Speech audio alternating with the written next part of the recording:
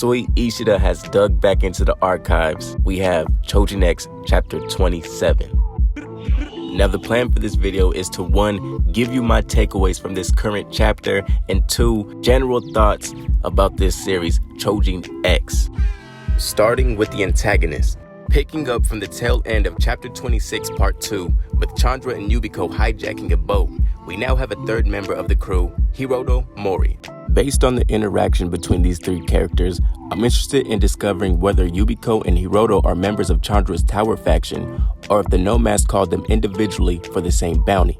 Yubiko seems to know Chandra and is also quite flirty. However, Chandra, on the other hand, seems to be annoyed by both of the Choujin, and his internal dialogue alludes to being stood up by the Nomask as if he understood the boat to be a meeting destination. This makes me wonder if the Nomask is setting Chandra up to fail with the intention of testing both Asuma and Tokyo while watching them from a distance.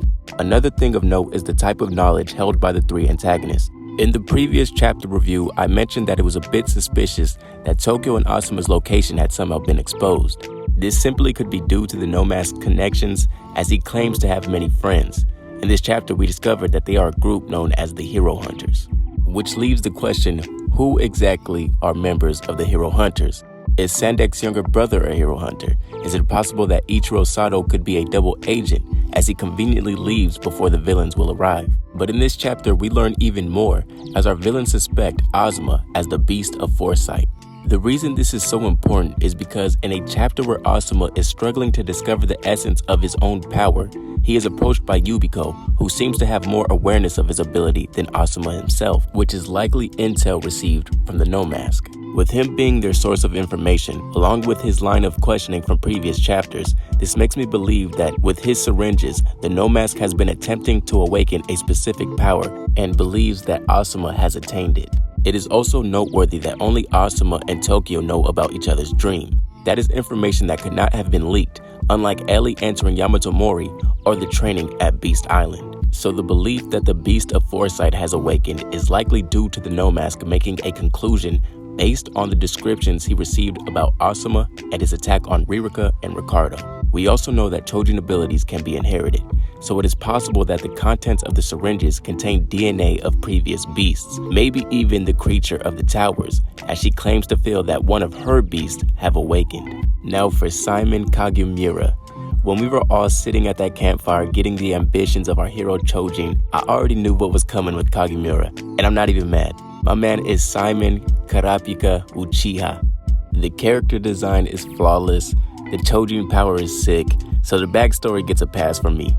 What I really like about his origin tale are the details of how his power is passed down through generations, tattooing symbols that hold the power of ancestors and infusing the ink with the family blood.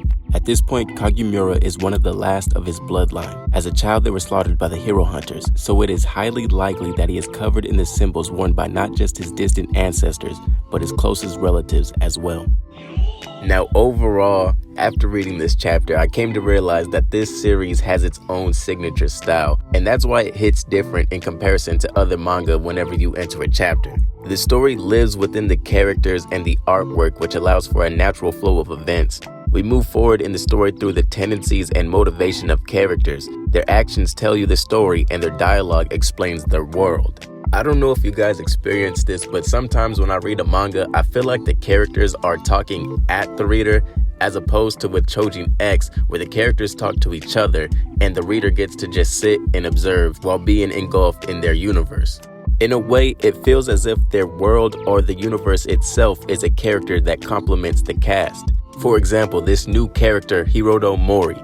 He has an eye-catching appearance, and personally, it makes me eager to see what he can do because, first of all, he's wearing high heels, he has on a woman's suit, is balding with long hair in the back, has a 5 o'clock shadow, and is freely just typing away on his phone, either texting someone or writing in a blog his current status or actions.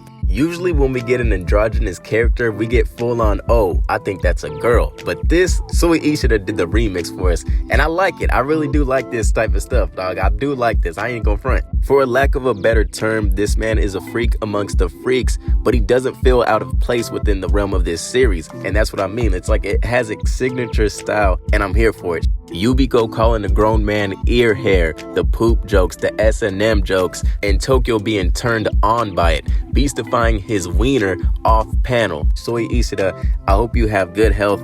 I don't even mind though, like waiting every other week, every other month. At first it was a bit hard to see how committed I would be for this series, but if you take the time to reread all of the chapters, you would find that this is actually a high-paced series. It's just the release format is a bit casual. But like I said, as long as he's giving us the high quality, I do not even mind. Like, this is my favorite series that's ongoing out right now. Sui Ishida, thank you for crafting this universe. I am obsessed. Keep doing you, bruh. Keep shitting on these niggas.